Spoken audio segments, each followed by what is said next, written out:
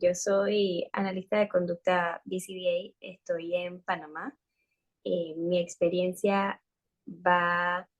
como desde el 2015 que empecé a trabajar con chicos que tenían señales de que podían estar dentro del espectro autista. Aún no tenían un diagnóstico confirmado porque yo estaba en el área de intervención temprana. Entonces eran niños, la verdad, muy pequeños, o sea, que llegaban a veces hasta antes de los 2 años o desde los 2 años, que ya mostraban, esto fue en Miami, fue en Estados Unidos, ya mostraban como algunas señales de que podían estar dentro del espectro. Entonces ahí es donde empieza como mi experiencia enseñándoles a estos chiquitos como las cosas más básicas, el señalado, buscar una forma en la que ellos se pudieran comunicar eh, y a la vez irlos como preparando para poder entrar después de esa intervención a lo que era un preescolar. Y bueno, ya después cuando regreso a Panamá, que fue no, perdón, en el 2015 fue que yo regreso a Panamá. Un poquito antes fue que tuve la experiencia, el año anterior fue que tuve la experiencia en la universidad, en Miami, mientras estudiaba, pero en el 2015 que regreso a Panamá, eh, ya era como mucho más difícil porque estaba sola. No había un programa, sino que me tocaba como seguir esto de las terapias con supervisión remota. Entonces, en ese contexto es que empiezo como a conocer ya niños de diferentes edades, ya no eran plenamente intervención temprana, porque culturalmente lo que vi en Panamá es que no se acostumbraba a hacer una intervención con niños tan chiquitos. O sea, se pasaba mucho como, bueno, es porque están chicos y aún no tienen como las habilidades necesarias, ya lo van a aprender. Entonces, por lo general, cuando ya me llegaban, era como entre los 4 y 5 años que ya se dieron cuenta aquí como que, ok, le está costando en la escuela, le está costando en la casa, hay conductas que tenemos que trabajar. Entonces, lo que era intervención temprana, por lo menos en Panamá, no me ha tocado tanto como lo veía cuando estaba en mi entrenamiento en Estados Unidos. Entonces, ya ahí cuando empecé a tener niños de 4, 5, 6 años, tuve que variar un poco los objetivos que tenía con ellos, la forma de trabajo, porque ya era, o sea, estaban en entornos que requerían como un poco más de asistencia y a la vez objetivos más específicos de las edades. Entonces, bueno, ahí sí siempre utilicé todas estas pruebas estandarizadas y por eso me llama mucho después la atención Essentials for Living, porque eh, siempre uno busca esa parte como ética de estoy de verdad enseñando lo que es relevante. Y como te comenté, empecé con niños que eran más pequeños, en donde sí hay quizás como, todavía está más claro como esos objetivos de desarrollo que ellos tienen que tener a cada edad, y se empieza como por lo básico, pero ya cuando van creciendo, es como volvernos a preguntar como, ok, ya crecieron un poco, ¿esto sigue siendo como lo que más necesita o hay algo más? Entonces, por eso cuando vi el entrenamiento de ustedes, como me gustó mucho poder hacer ese ejercicio interno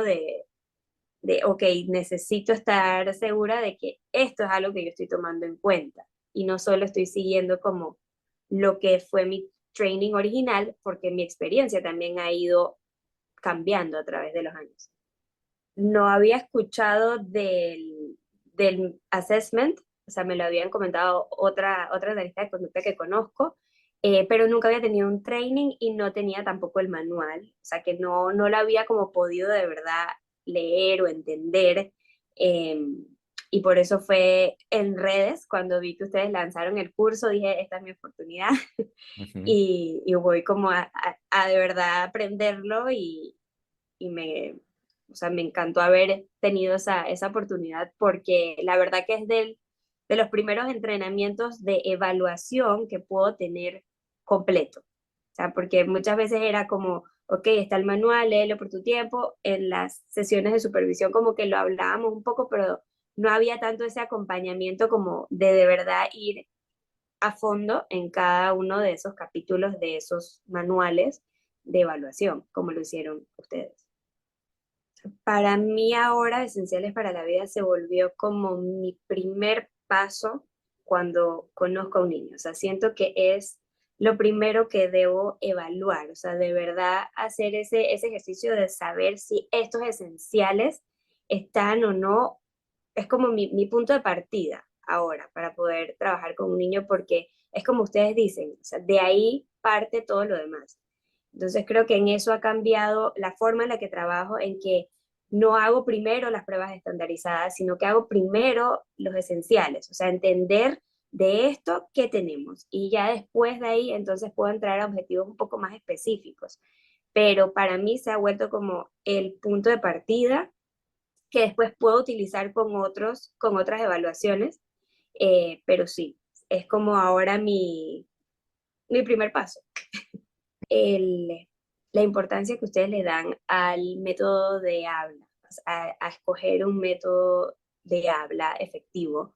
Eh, Creo que son la primera evaluación que lo hace tan primordial y le da esa, esa importancia que realmente amerita. Y eso es algo que a mí me impactó porque a veces forzamos un poco mucho el habla verbal, pues que es lo que todos conocemos y a veces se nos olvida que a la vez eso es algo difícil para un niño hacer y no darle otra alternativa.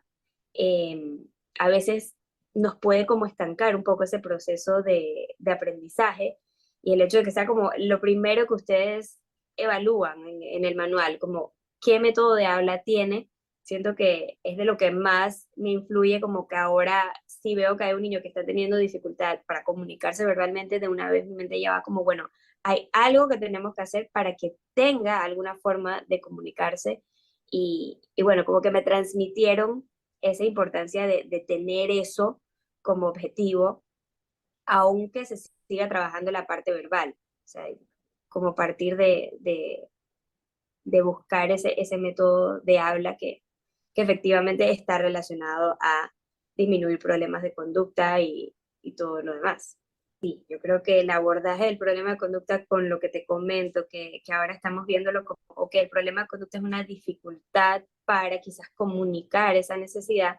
te hace intervenir de una forma mucho más respetuosa y poder entender que el niño lo que le falta es una habilidad que le vamos a enseñar. En mi opinión está justo. O sea, fue, como te digo, un acompañamiento verdaderamente por un tiempo, más de un mes, y tenerlos a ustedes por todo ese tiempo haciendo explicaciones y resolviendo dudas, inclusive que iban saliendo de casos puntuales que teníamos en esas sesiones. Yo creo que fue un precio súper justo y sí le saqué la inversión. Yo creo que el impacto es eso, como trabajar con las familias y con los demás profesionales en que tenemos antes que empezar que preguntarnos qué verdaderamente es lo más importante para ese niño en el momento en el que vamos a empezar a trabajar y quizás dejar para después todos esos objetivos como estándares que normalmente tenemos, pero hacer esa pregunta antes de empezar, tanto nosotros como profesionales como a los padres y a los maestros que puedan estar como teniendo estas interacciones con estos niños, porque al final las pruebas estandarizadas siempre van a estar, pero los que verdaderamente saben qué es lo que necesitan para tener una mejor calidad de vida, tanto del niño como las personas que lo rodean, son todas esas personas que tienen esa conexión día a día con ese niño o ese adulto. Entonces, pienso que Esenciales para la Vida hace un buen trabajo en poner nuevamente en contexto qué es lo importante antes de empezar a trabajar. Quiénes son los que van a recibir este servicio y quiénes son los que están buscando mejorar su calidad de vida y poder tener eso como de guía para luego poder hacer nuestros planes de intervención.